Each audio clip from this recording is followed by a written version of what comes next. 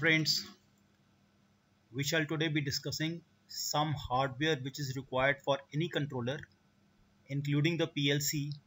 So it is very important that we understand how this hardware looks like, what are its different variants, and how they function. So ultimately, using these kind of switches, timers, counters, and other devices, how the controller is going to work with or without PLC. That is the ultimate objective of this particular session. As you can see over here, we have different types of switches, and as you can see with the laser pointer my working on, this is the simple non-locking button or switch. This is non-locking push button or switch. So when you press it, it gets in contact with and the current starts flowing through the switch, and when you release it, the spring puts it back. So this is the locking type of switch or locking type of push button, as you do in case of when you press the bell. You press it, and when you release it, it comes off. And then we have locking type of switches, they're sometimes called toggle switches, as we have the kind of normal switches in your household appliances.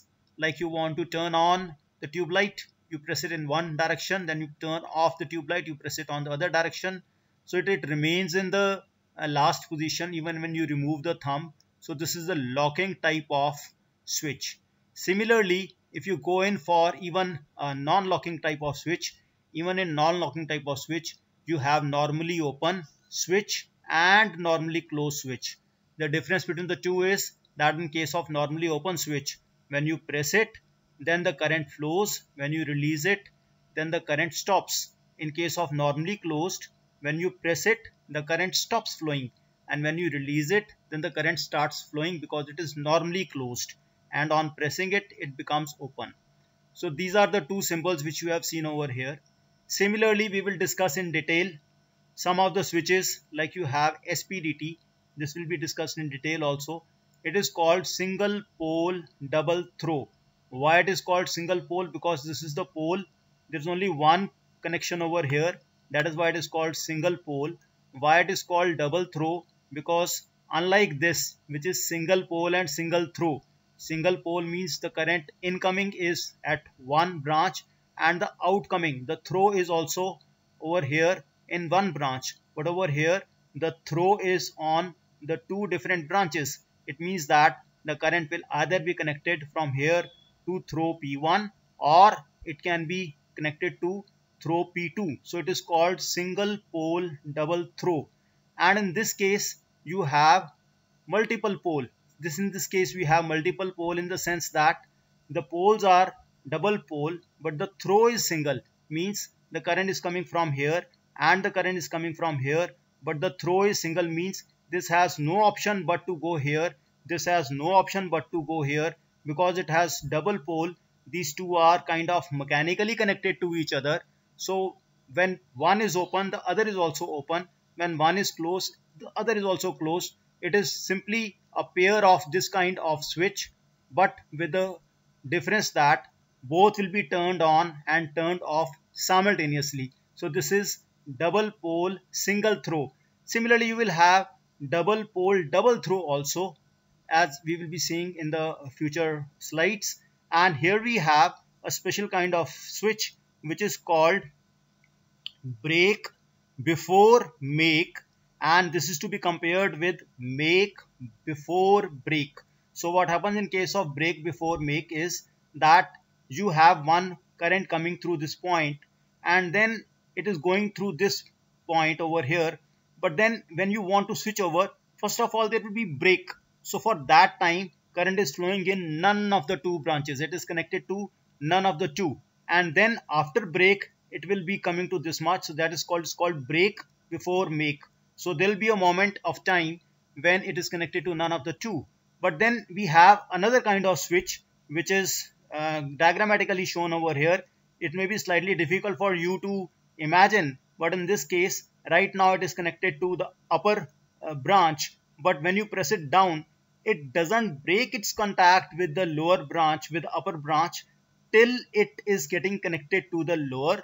After having connected to the lower, only then the connection with the upper is broken. It means that for a small moment of time, it is connected to both of this. It is specially used in the cases when you have very high inductive current. You don't want it to be broken, so it is right now connected to the upper branch, and before it connects with the lower branch, there is no break. It connects with the lower branch and it remains connected with the upper branch, and when it is fully connected to the lower branch, only then its connection with the upper branch breaks. It means that current is not disrupted in between in for even an instant. So this is the application of make before break kind of switches. As we have been seeing, the terms throw means the number of states and pole means the number of connecting or moving parts. So as we have seen here, this is the single pole double throw, and this is the double pole single throw, and so on and so forth. You can have multiple input, multiple pole, multiple throw kind of switches which shall be used in your hardware, in your any kind of panel or circuit or control system. So coming to the type of switches, these kind of switches are the basic switch which are operated by a mechanical level, and it can be a push button switch which we have discussed just now. It can be a slide switch which gets you as you slide it up or down, as you have a kind of switch in your computer boards. Sometimes you can switch it up or you can switch it down. It can be a thumb wheel switch. Now thumb wheel switch is something very interesting. It has number of buttons and you press a particular button and the number slides from 0 to 1 to 2 to 3 and so on. So you can increment the number or you can decrement the number by pressing certain push buttons which are built in one thumb wheel, and that thumb wheel can have 4 digits, 5 digits and so on. It's normally in BCD, that is from 0 to 9, and we shall be seeing its figure like this. So you can see this is a kind of thumb wheel wherein you have the thumb, it's a wheel like this, and you can push it down and push it down, and this 0 will become 1 and this 0 will become 2. When you push this up and up, this 9 will become 8 and 8 will become 7. So you can put anything, like you want to set this for 473 0 4730. So you can push it down 4 times, push it down 7 times, 3 times, and this you remain it over here. So this number will become 4730. So that's how you can convert, and this again is connected to the pins over here which are read by some other controllers like PLCs we have over here. So this is the thumb wheel switch. You can use this thumb wheel switch to enter set points, to enter anything, to enter time of the timer or count of the counter that you want to set it to. Let us say 553. So you can put this as 0, this as 5, this as 5, and this as 3. So this counter will be preset at the number 553. You don't have to go into the software. It can be fed through this thumb wheel switch. So these are very commonly used thumb wheel switches in most of the industrial processes I have seen or you might be seeing in near future. Next is limit switch. This is again, like for example, you are moving in a lift or elevator as you call it. As the elevator reaches the floor level, there's a limit switch which gets pressed by the presence of that elevator. So this limit switch gives the senses the presence of that elevator and stops the motor there itself. So that elevator getting the signal from the controller, and the controller is getting the signal from this limit switch, and this is how it looks like. As you can see in this limit switch, you have a wheel over here, and this is to sense the presence of elevator. Let us say anything, it is coming from here, and the moment it comes and touches this wheel over here, the wheel pushes this button down, and there's a switch over here, and then there are wires connected somewhere, and those wires they go to the controller, and controller gives the command to the motor to stop directly or through some delay as the requirement may be. So this is called limit switch. That is very oftenly used. You can place it like this. or you can place it, it's right now in vertical position, or you can place it horizontally to check the vertical movement. So that can be placed according to the motion which is to be detected in any particular case. We have proximity switches which are quite similar to the limit switches, but they don't detect the mechanical presence, rather they just are not coming in touch with the thing, they just feel the proximity. So as anything comes in its close proximity, means it's in their space around them, its capacitance increases, and that increased in capacitance is sensed and it turns the switch on. So the advantage of limit switches, the advantage of proximity switches, that unlike limit switch which is mechanically pushed up and down, are likely to fail after, let us say, 10,000 operations, a proximity switch is likely to survive for a million operations. So that's how we work for, we prefer proximity switches, plus they can be smaller in size, but slightly more sensitive as compared to limit switches. Finally, we have photoelectric switch, which again is like proximity switch, but instead of sensing the capacitance, it senses the obstruction of light. So that's how it looks like over here. You have one sensor, one of the two is sensor, and one of the two is emitter. So this is the emitter and this is the sensor. As you can see, the arrow over here means it's the emitter and this is the sensor, and anything which is passing through it, it keeps on counting, it keeps on giving the pulses. So every time anything passes through it, it generates a pulse, and that pulse is given to the controller. It may be used for stopping, starting, counting, or giving delay or whatsoever.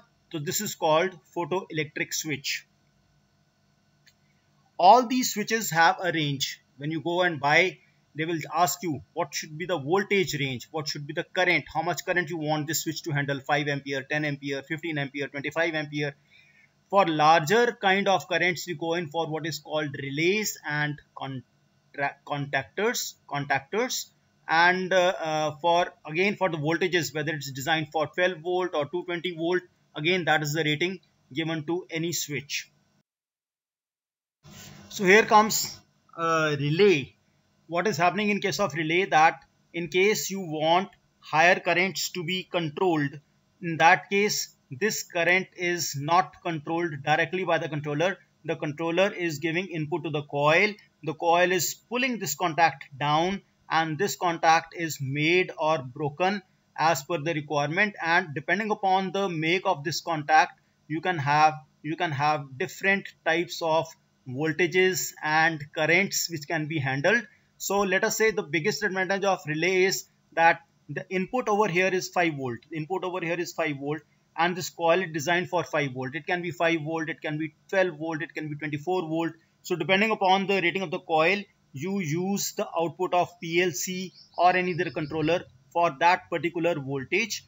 And these contacts are what we call it as potential free contacts. It means that you can give 220 volt AC also. You can give 110 volt AC here.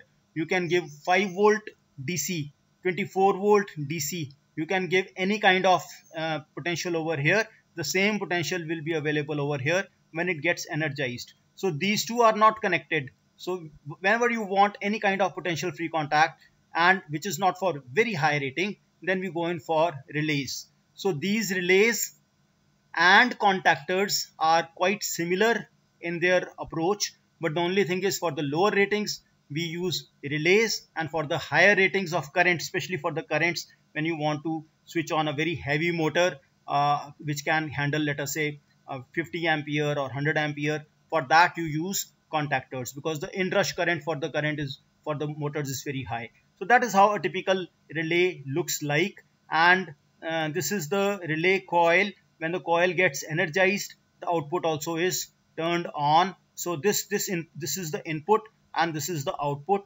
In this case, this is the input and this contact is the output. So that is how relays look like. And I told you that the bigger version of relay is called contactor, and we shall be seeing those contactors also in a meanwhile. So you have something called counter. This counter is altogether different from relays or contactors. Counter means that we are going to first of all set some number, right? That number is set in a register. As you can see over here, the number set over here is 5. This is the number which is set over here. This is 5. And we have an input, right? It's going to count the pulses. So as this is going to count the pulses, it's going to start with 0. First pulse comes, it will count it as 1, then second, then fourth, and finally when the fifth pulse comes, so this fifth pulse is going to make this contact on. And once you make this fifth pulse, you get the contact on, automatically you can have some mechanism by which you can reset this accumulator and again starts to counting from 0, and the contact also becomes open. So it's like after every 5 pulses you do some action and you make this reset, and then it's again ready to count afresh. So this is counter. As you can see, you have pulses coming over here. So as the pulses were coming, the moment you press reset, its accumulator becomes 0.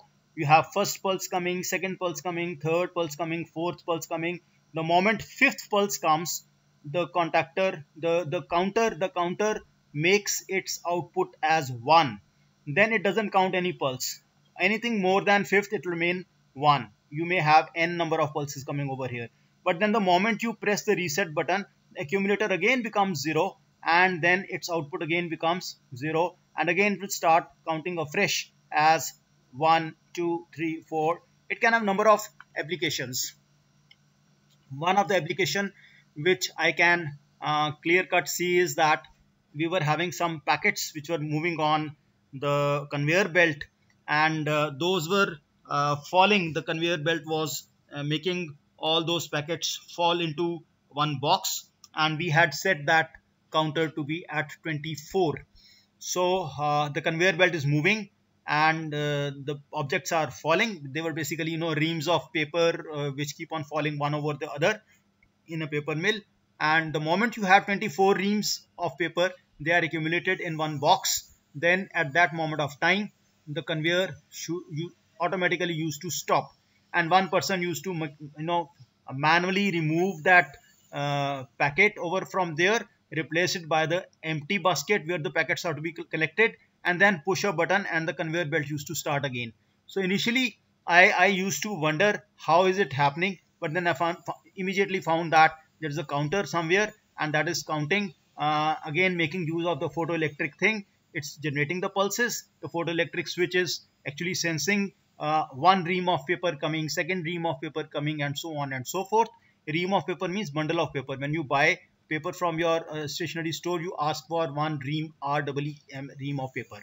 So that's how it was working. Instead of any person physically counting, and then if he happens to sneeze in between and is going to lose the count and is going to stop and start again and so on and so forth, there's a lot of probability of human error. So that kind of thing can be easily avoided by making use of these types of counters.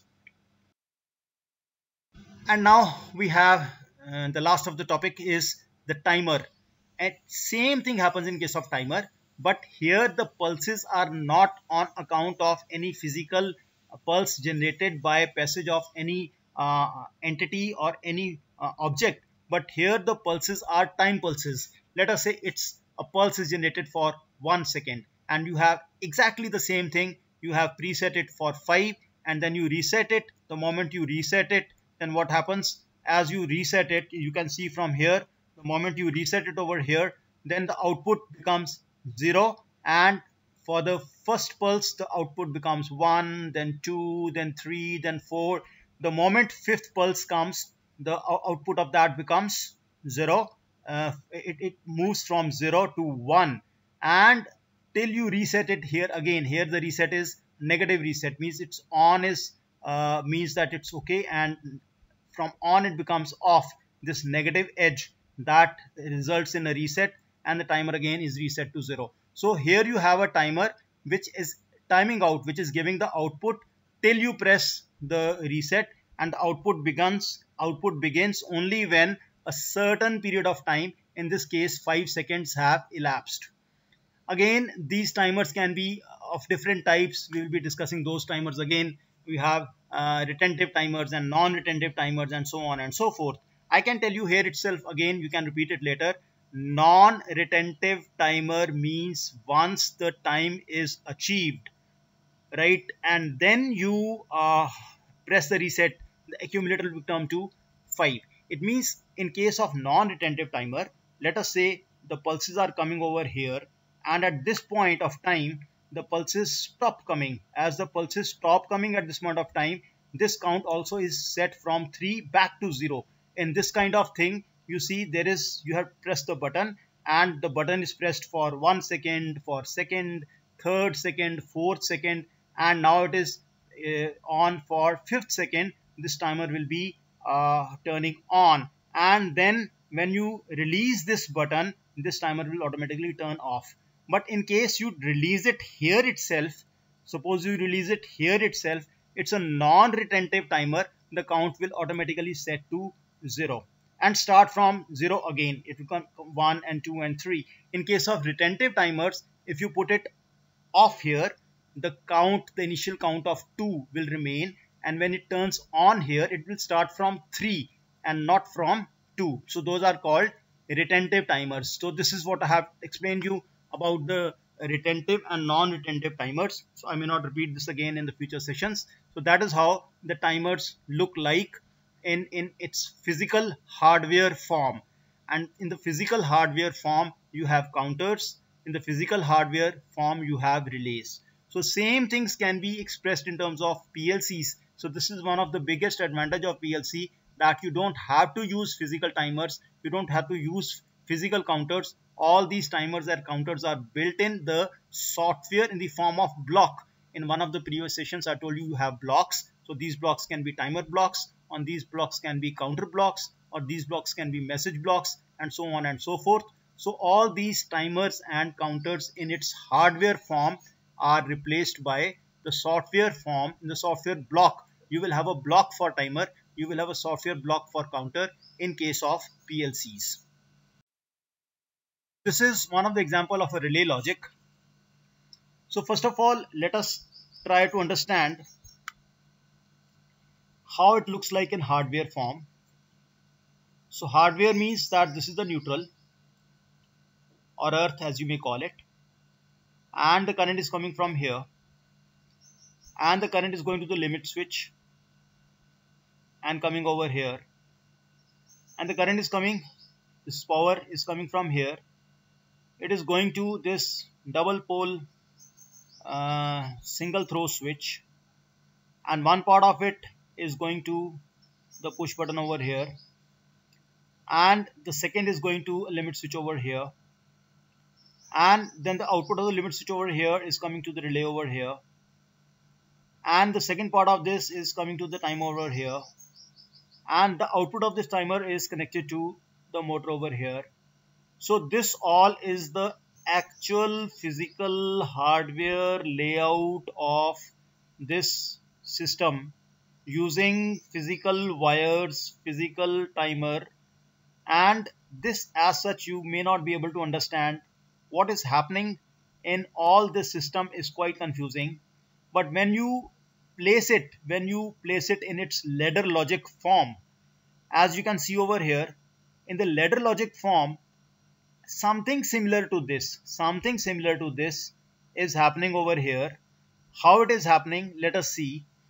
All the elements are placed in exactly the same manner, but instead of the physical outlook or the physical outlay of the entire circuit, what we see over here is very neat and clean ladder diagram where all the connections are exactly the same as you have over here.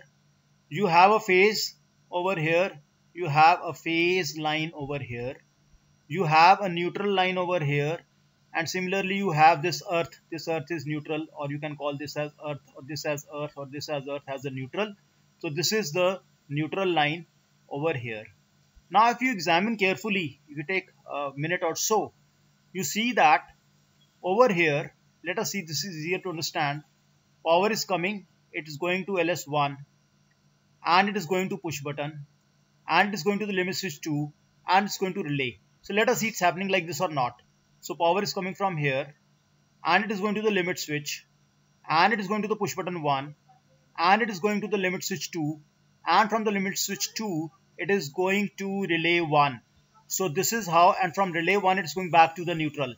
So this covers the upper part of this rung, and in the lower part you see you have one output of this relay. This relay has one output, and that relay output, that one part of this output relay is connected to the power. It goes to the PB1. So you have one part of the relay which is connected to the power. It is coming from the power, and this is going to the point just before PB1. So this part of the ladder is connected to, in physical terms, from here you can see, from here it is going to this part. Similarly, the second part of this switch over here, this relay 1 is going to timer, and the timer is connected to the neutral, and the output of the timer is going to the motor. Similarly, we have this power going to the relay. It's going to the timer, and the output of the timer, which is set at, let us say, 5 seconds, it is going to R2, that is the motor. So now you can very well see that on the right hand side over here is a kind of diagram which will take you perhaps years to understand where the current is flowing, how the current is flowing, and the same thing, exactly same thing, if it is written in this notation, it is so very well clearly indicated where the current is flowing, on happening of what is going to happen. So the same circuit, if it is represented in physical form, it looks like a big mess, and the same circuit, if it is written in this ladder kind of representation, it looks so simple. So all electrical engineers, they prefer making their drawings in this format rather than in this format. In this format you are all likely to be get confused how it's happening, and in this format everything is very crystal clear. It is all crystal clear in the sense that visually you can make out what the logic is. So this is the reason we go in for ladder logic diagrams, and when we will shift over to even PLCs, we will continue working on these kind of ladder logic diagrams, so that the people who are working on these ladder logic diagrams, they don't have to exert their mind beyond what they have already been trained for. So there will be no resistance to switch over from hardware to PLC based controllers. I hope I have made myself clear of why we go in for ladder logic diagrams, specifically in case of electric controls. We take a break here. It was already almost half an hour exhaustive discussion, and I hope you have got through the basic concept of the switches, the timers, the counters, relays, and basically what is ladder logic diagram. It was very important before we proceed further. So we take a break over here and we will join you again back. If you have any queries, you can always contact me and ask me more about these ladder logic diagrams and ladder logic programming. I have worked for years and years and years, starting from this my career using this very kind of issues. So I hope you have enjoyed this session as well, and I thank you for being with me. I wish you a very safe stay. Bye bye. So coming to the type of switches, these